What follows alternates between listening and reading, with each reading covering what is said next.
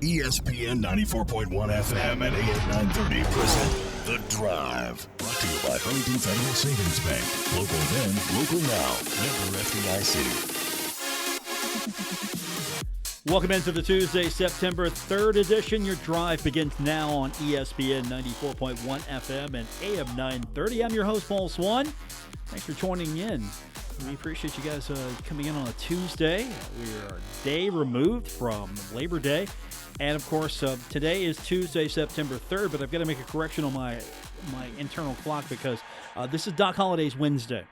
So all week I've been working on two clocks. I've got the normal clock, which is today's Tuesday, September 3rd, and then it's now Wednesday as well. Doc Holliday's show moving up also a day, so let me get that out of the way first.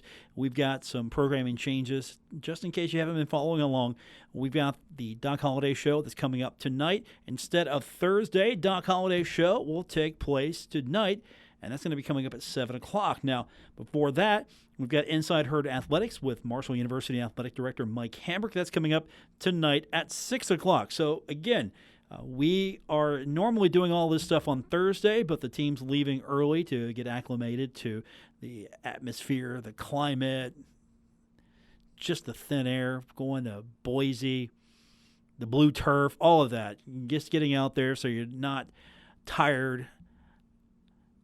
Leaving early, going to Idaho, playing some football.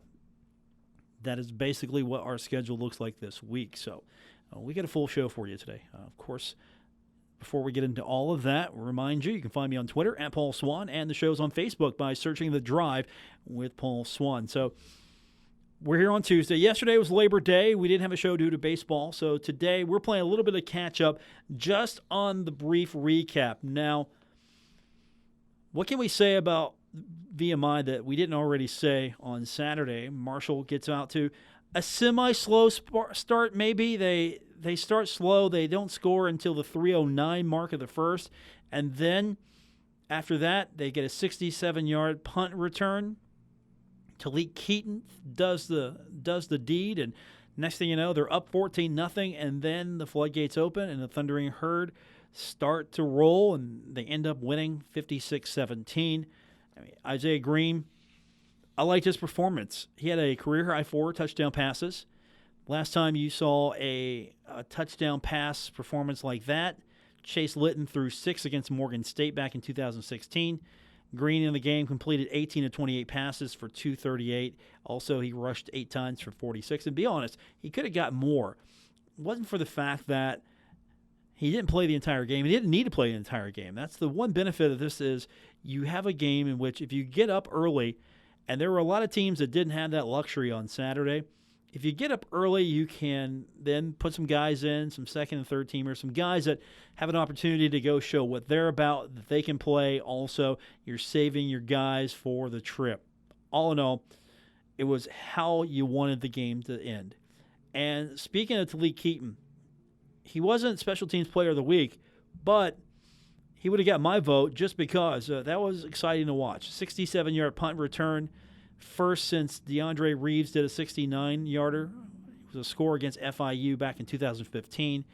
And here's what Keaton did. 109 punt return yards, 5 attempts against the Keydets, 8th most in school history, and the most by a Marshall player since Damone Williams had 5 returns. That was 440 yards at Ohio back in 1998. So, good special teams performance from the Thundering Herd. Doc, of course, has got to be really happy about that. That is one of the hallmarks of a Doc Holliday team. If special teams isn't good, Doc's not happy. So, Doc should be happy there. Also, what can you say about the defense? Holds VMI to 207 total yards, 56 rushing yards. Marshall, once again, not allowing a 100-yard rusher for the 15th consecutive game. 4 sacks, 8 tackles for a loss. Defense was out there doing what they needed to do. And now we turn our attention to Marshall and Boise State. So in a few minutes, we're going to hear from Levi Brown, get his thoughts on the upcoming game. Also, we'll hear from some various players, get their preview, their thought on the upcoming opponent. Yesterday, Doc Holliday's presser as well. If you missed that, I've posted the audio on Twitter. You can find me at Paul Swann. It's about 12, 13 minutes total. And so since we got the Doc Holliday call-in show coming up tonight, if you want to go back and listen to anything there, you can find that on Twitter. Again, I'm at Paul Swann. But we've got the Doc Holliday show coming up tonight, and that follows Inside Herd Athletics with Marshall University Athletic Director Mike Hamrick. So plenty of opportunity for Doc Holliday to tell you everything you need to know about the upcoming game and to recap this one. So we got a full night of Herd Athletics, and it all starts, well, now, right here on ESPN 94.1 FM and AM 930. So what are we going to do today? We're going to preview Boise State. We're going to hear from Levi Brown when we come back, get his thoughts on the VMI game and also moving ahead to Boise State. We'll take a look at where the Boise State Broncos rank. That's right, playing a top 25 team.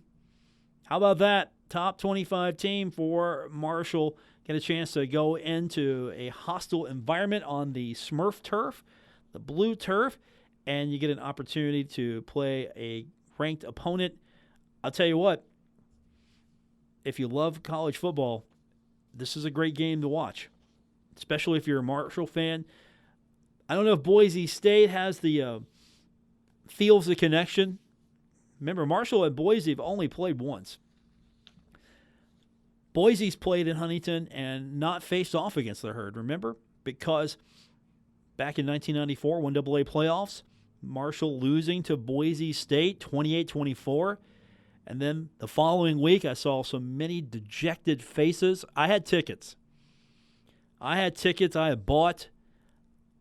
I went to that game and had to listen to Youngstown State fans talk about how this was their house the entire game. Because there were Herd fans who just couldn't get rid of their tickets. They were disgusted. I saw Herd fans, again, 1994, dejected Herd fans trying to sell their tickets because you had to buy that ticket. You had to buy that ticket. That was part of your package. And so there was none of this, hey, I'll wait and see stuff. You bought that ticket hoping to see the Herd in that game because it was part of your package. There were dejected fans when they try to sell those, scalp those. I've seen people just tear them up because they couldn't do anything with them. And it was still a great crowd, though. I mean, it was a solid crowd for two teams not wearing green playing at Jones C. Edwards Stadium. And Youngstown State fans, they had made Huntington like their second home. It was like their winter home at that point. Coming in, they were all excited. And I'm just sitting there, just watching the game. Okay. I paid for this ticket. I can't get rid of it. I'm going to this game. And so I sat there and watched that game the entire time and left. Thankfully, I've not had a situation like that since, where I have a ticket for two teams that I just really didn't want to watch.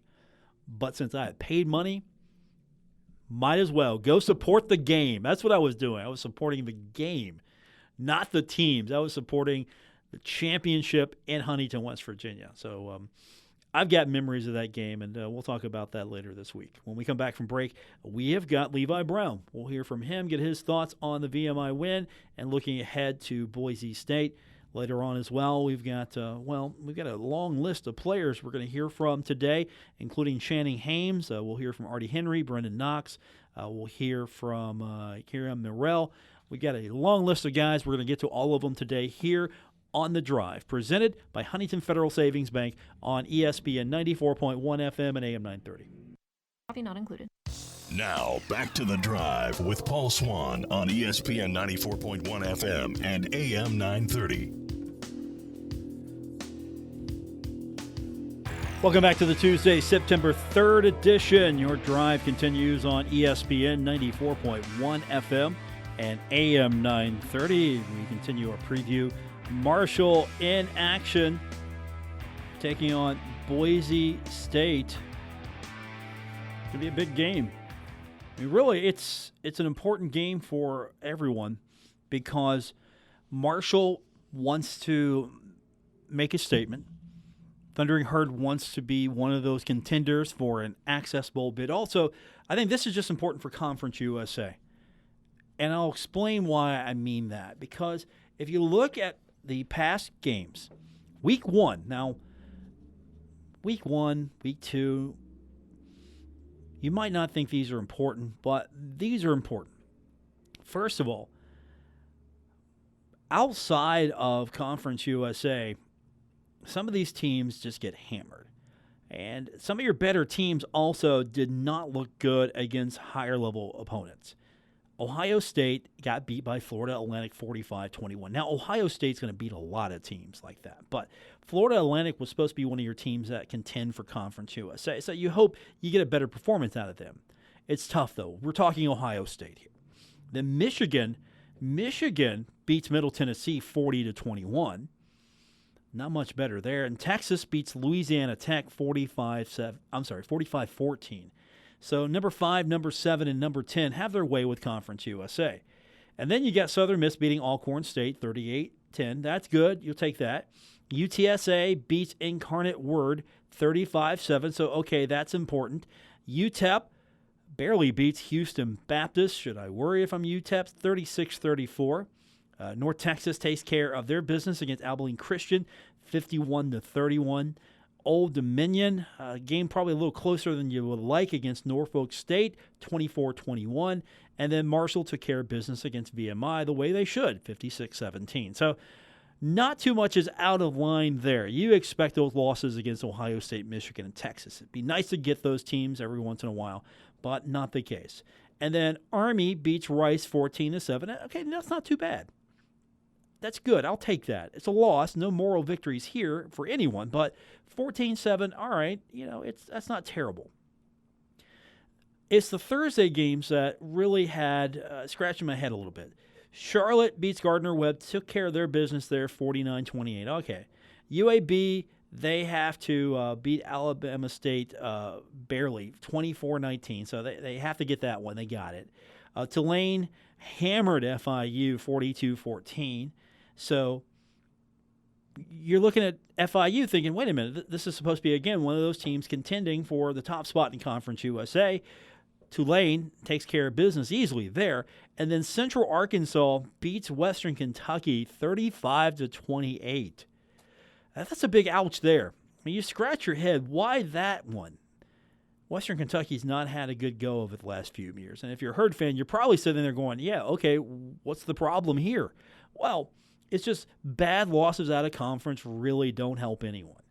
Now, your upcoming schedule, your Friday games are pretty good, actually. Wake Forest at Rice. I would watch a little bit of that game if it wasn't for Marshall at Boise State. So that's going to be the first game. Boise State, Marshall, your second game. I'm going to flip back and keep an eye on a little bit of those.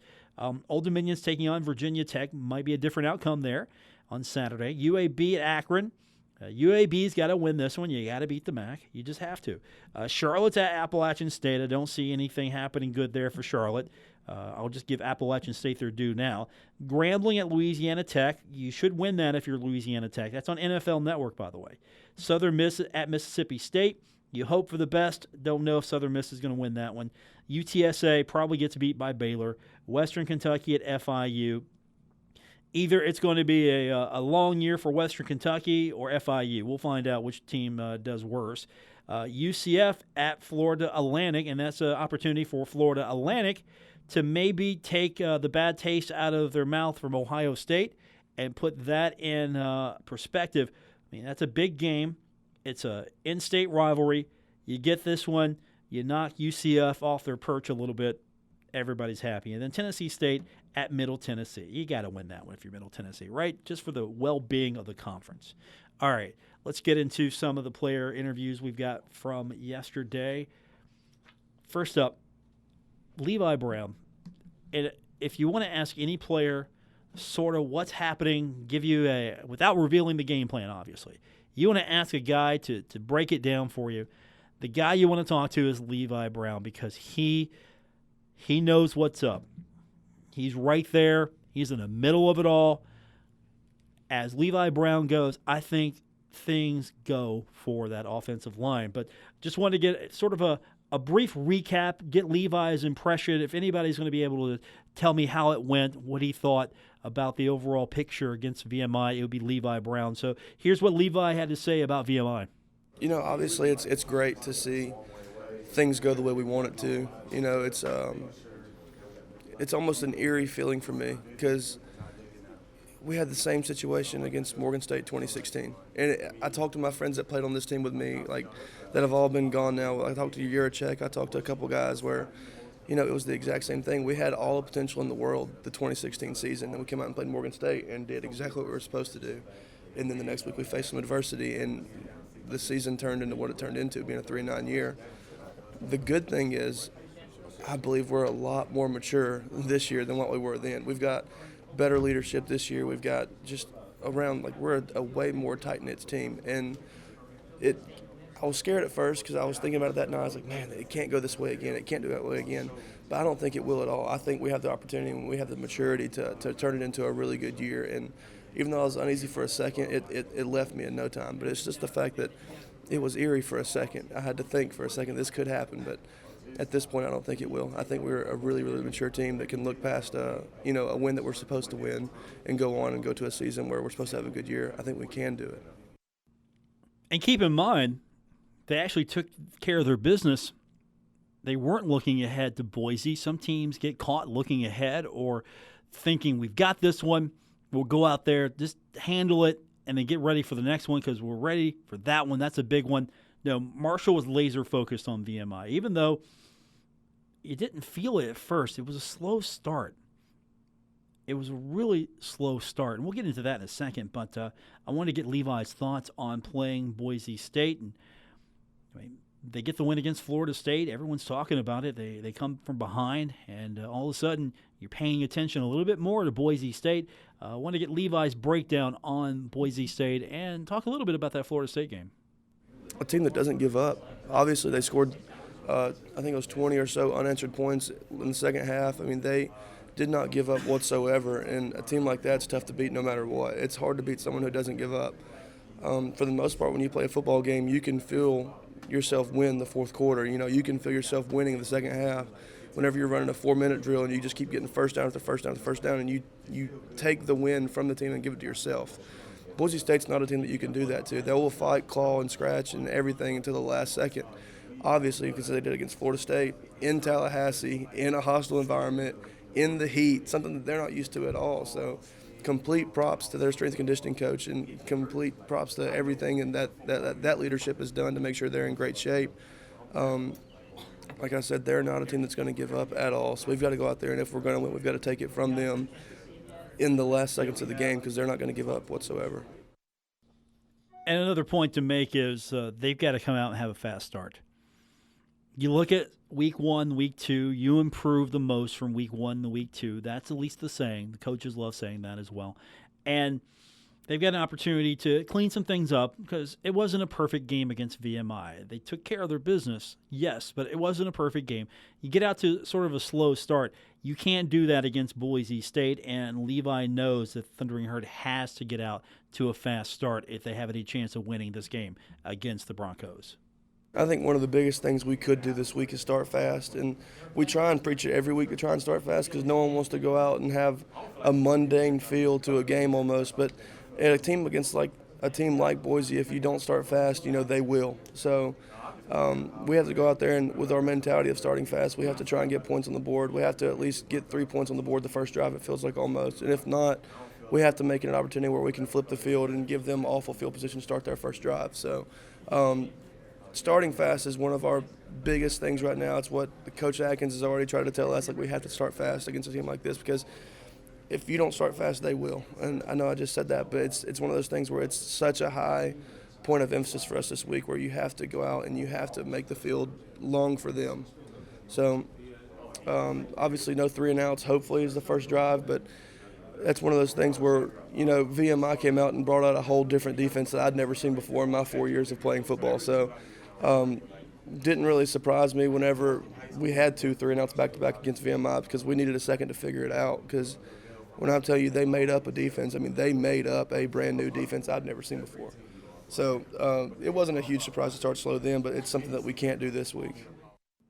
He was serious. They literally threw out a made-up defense on the spot probably or something that nobody had ever seen before. Once the Herd figured it all out, you saw the ball was in the end zone a lot more. Now, Levi was asked about his impression of that front seven of Boise State. You watched the game. You saw a little bit of that Boise State-Florida State game, I'm sure, or you went back and watched it. That's a good football team that went in and beat Florida State, and here's Levi's impression of that front seven.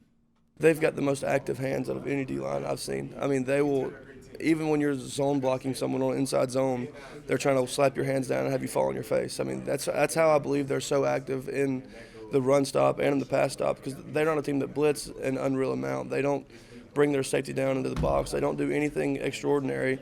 They just have really gap-sound defensive linemen who will get your hands down and try and make it impossible for you to latch onto them just because their hands are so active.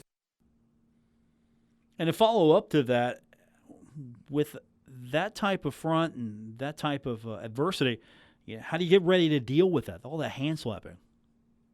We've had our scout team guys even yesterday just work on slapping our hands down and try and recreate a look that their D linemen do. And even when we don't have our scout team guys, we've been working drills already in individual periods yesterday in practice where we just spend 15 minutes like trying to block someone and just knock their hands down. Obviously, it's a tough look to recreate, but it's one of those where we're doing our best right now. And it helps because we play against a really active D-line, for a really majority of the year going against our defense. So it's not something that's a brand new surprise to us going against a D-line with such active hands, but to see them do it as well as they do, it will be a challenge in its own.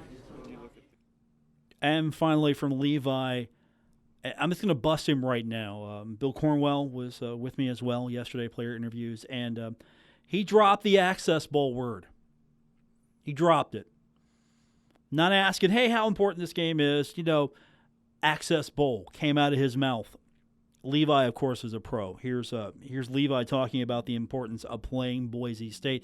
Keep in mind, Bill Cornwell, Access Bowl, dropped that very word. Here's Levi. Yeah, absolutely. I feel like this game is a really, really good measuring stick type of game to figure out where we are. Boise is really good and has been really good in the Grade of 5 conference for so long. I mean, they finished ranked a lot of years and whatnot. So being able to go in and measure ourselves against a really, really good Boise team is something that, will either not necessarily make or break our season, but we'll figure out where we are after this game. And it's a winnable game is the good part of it. We're a good team also. It's the thing. Like, we're not going into this game saying, well, let's figure out how much we can lose by to Boise and see where we go from there. No, not at all. Our goal is to obviously win this game, and it's very possible to win this game once we get a game plan going. And the coaches have done a really good job of that. Like, we came in yesterday, and they already had a vast majority of our game plan laid out for what they had thought, because, I guess they'd had a few days in camp with our off days that they had game planned. So just being able to have a game plan established kind of early in the week already is a confidence boost as an offense, just to know that we've already got something laid out.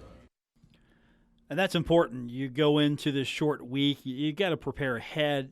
Of course, you can't overlook VMI, but at the same time, you can study, you can plan ahead, kind of lay down a foundation.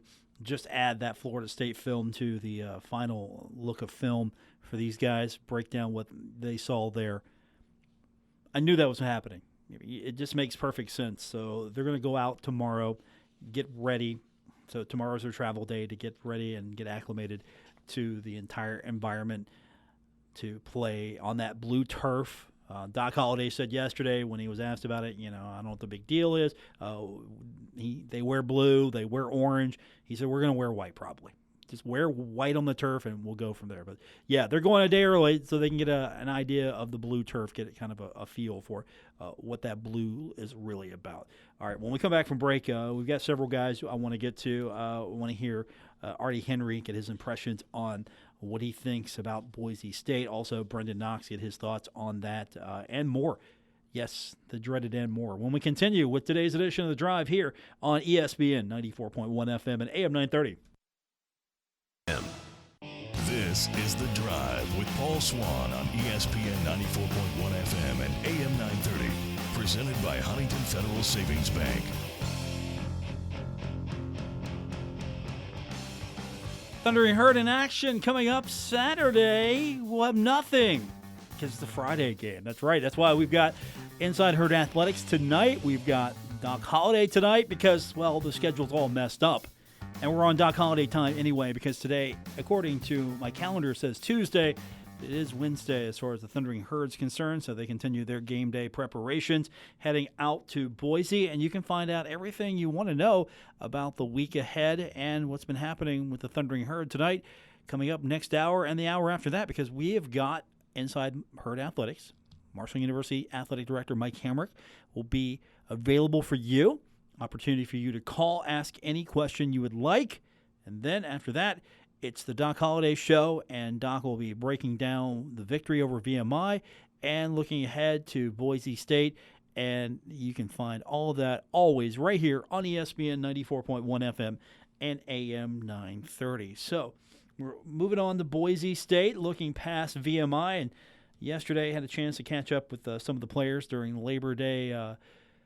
Hey, when you're in athletics, there is no such thing as a day off. And the players already are game planning and getting ready to go out and play this one. And Artie Henry, I want to get my first chance to talk to him. I want to get basically a breakdown. Give me your impressions of Boise State. That was sort of my theme going into this, just to see what these guys knew. I mean, we all watched the game against Marshall and Boise State. Some of the older fans years and years ago. I mean, we watched that. I mean, I'm talking to you that was with me all those years. But all we know, if you're a casual fan, general fan, you didn't grow up with that game, and Boise State's pretty good. They've got the blue turf. They're a contender for always an Access Bowl. That's what you know about them. But I want to see what these kids had to say as they're game planning a little bit more. And here's Artie Henry. Get his impressions of Boise State. Well, we know they're a pretty good team. They just came off a win with Florida State. But we just take every team the same. We prepare the same. Each team we treat. We don't make the game too big. It's not too small. We treat everyone the same. Same question to Brendan Knox. Want to get his impressions of Boise State, sort of kind of get a picture of what this team's about.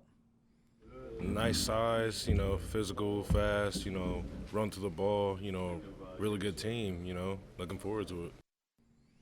So pretty much Thundering Herd, they know Boise State, pretty good team. And I try to kind of get an idea from Kira Morrell. Hey, what's it like? Give me sort of, without revealing it all, just give me the game plan. What's the game plan here going into Boise State? We just like cramming everything because it's a short week, but you gotta have a clear mind. Like, you can't keep dwelling on what happened Saturday because that don't matter anymore. Like, what matter now is coming in, doing what we gotta do, making sure everybody on the team prepared, and everybody ready to do whatever they gotta do to help the team win. Whether it's cheering on the team, going in, making all the plays you got to make, bringing the younger guys up, making them make sure they know that how big of a week this is for us, not just because it's Boise, but just because it's the next week and the next game. That's important. It's a big game, but we can say it's a big game. These kids just got to go out and play. It's the next opponent. And so I want to kind of get an idea what these guys saw just from that Florida State game. That's week one. We're in week two now. But Florida State, for a while you thought, okay, they're going to beat this team. They're going to win this. And Boise State just wouldn't quit. So I asked Brendan Knox, hey, what'd you see when you were watching that? What'd you see when you were breaking down that film or just looking at that Boise State-Florida State game? Yeah, definitely adjustments. And I feel like Florida State just kind of, got out of sync with what they had going on. And, Boise State, as you said, relentless, just kept the same energy from first half. And, they ended up pulling out the win for them. So, same question to Kyria Morrell, just kind of get an idea of what he saw when he was looking at that Boise State-Florida State game. Just the way they handle adversity. Every great team, in every game you're going to have adversity. But the way they handled adversity, being down 16 late in the third, and they was able to come back, that just tell you the type of team that they are. They're a great team, and no matter what happened in that game, they played 60 minutes. That's what stood out to me the most. Going to be a fight. this is going to be an important game for everyone because with Marshall, if they can get this win, they're 2-0. And then with Ohio and Cincinnati, they could go into conference play undefeated. You got to get past this one first, though, before you can think about any of that. And it's coming up. We'll have that game for you. They're going to kick at 9. So that means we go on the air with Steve at 7. We'll be coming to you live from Roosters at 6. And you know what that means? If I'm going to be at Roosters at 6, that means I'm at Roosters at 5. So 2 hours at Roosters. Then the pregame from Steve. Game broadcast come right back here after it's all said and done, and we'll break it down. That's right. We're going to be here bright and early in the morning or late at night, depending on your point of view. Whatever the case may be, we'll have it all covered for you on game day right here on ESPN 94.1 FM and AM 930. We're going to hear from Channing Haynes. Going to get his thoughts on the game when we continue, and we'll get your phone calls in. 877-420-TALK, 877-420-8255 to be a part of the Miller Lite phone lines. Miller Lite hold true great taste, only 96 calories. It is the original light beer. We got more on the way. It's The Drive, ESPN 94.1 FM and AM 930.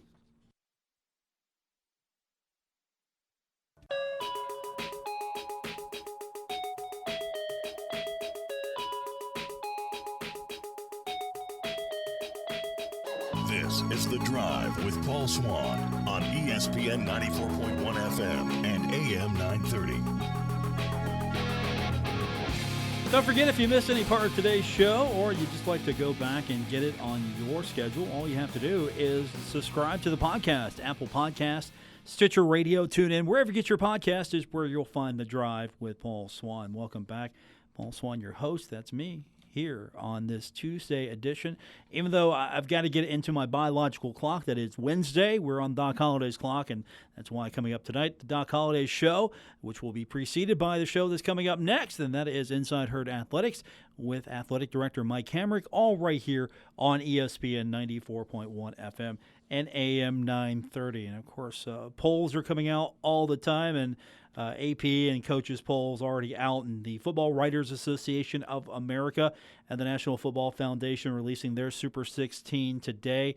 And here are the games through September 2nd. Here's how they rank them.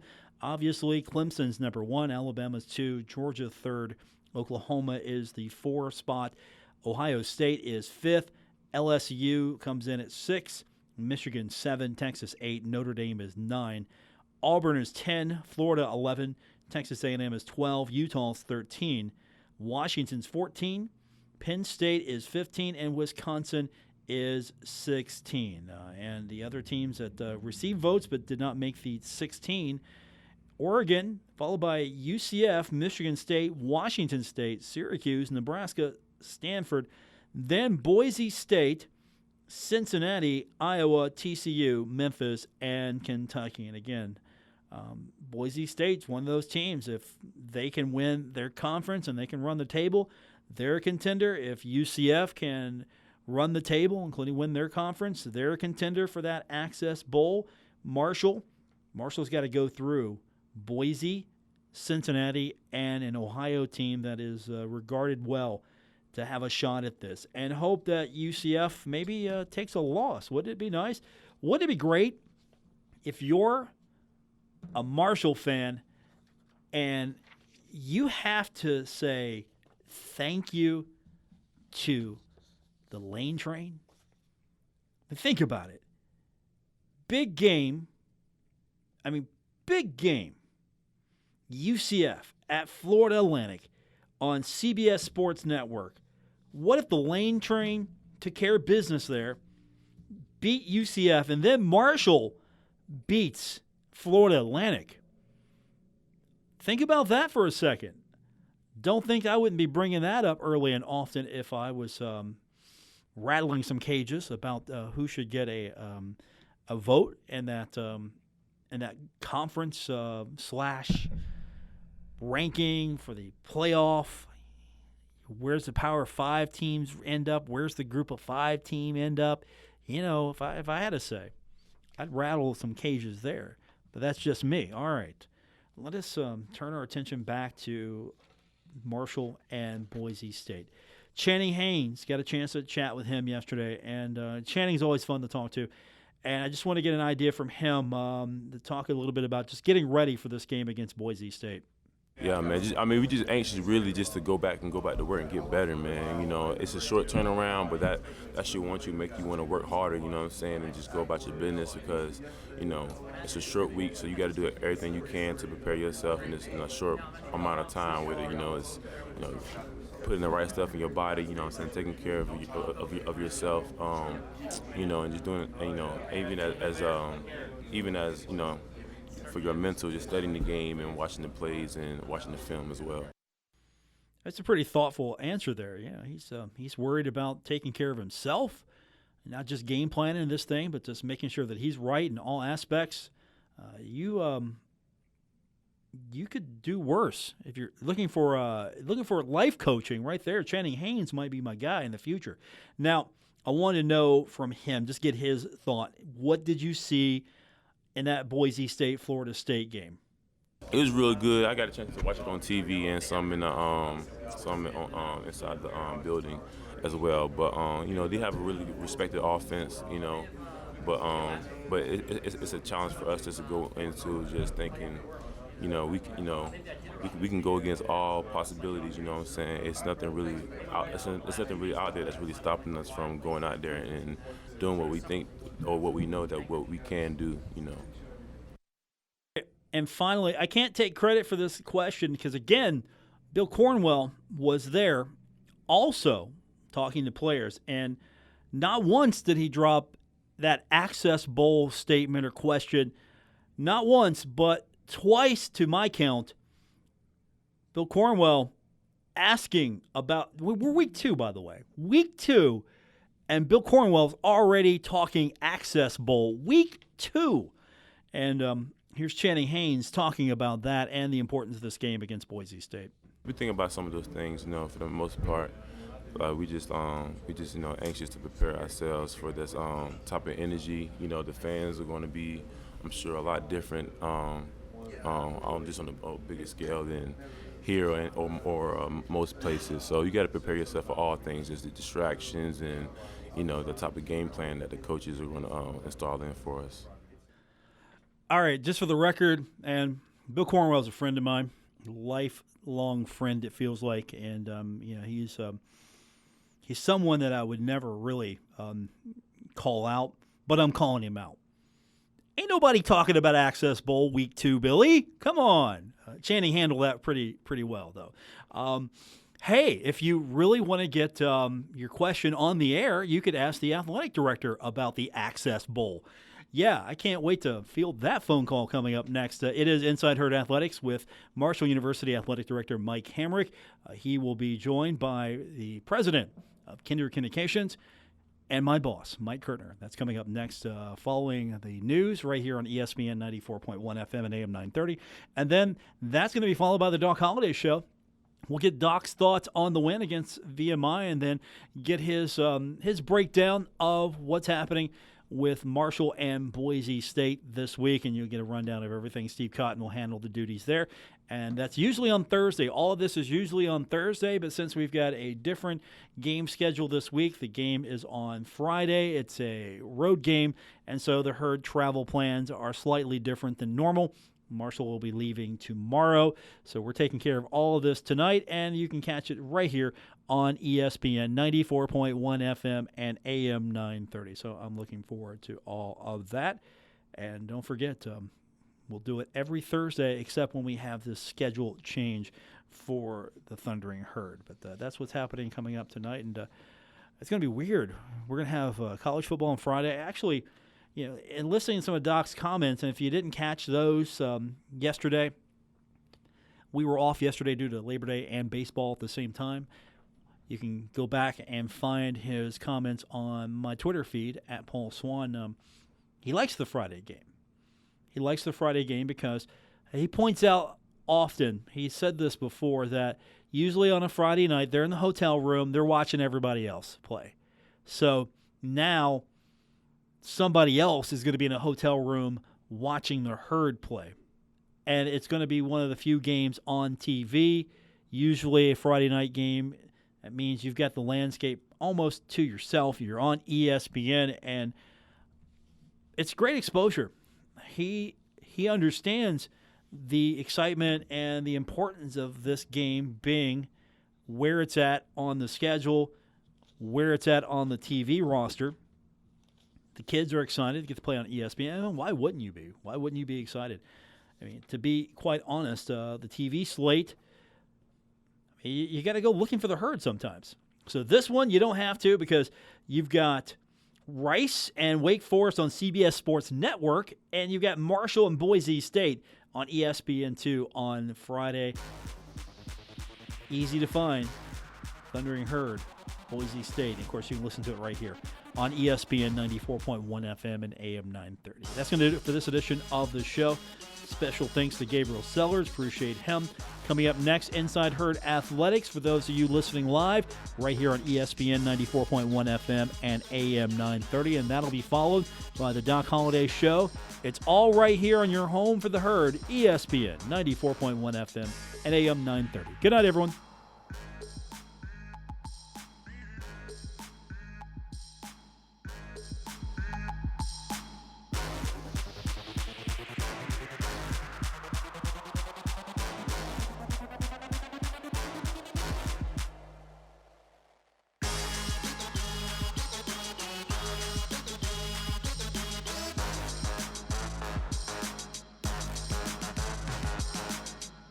WRBC Huntington, W227BS Huntington, your flagship home of the Marshall Thundering Herd and The Drive with Paul Swann, ESPN 94.1 FM and AM 930.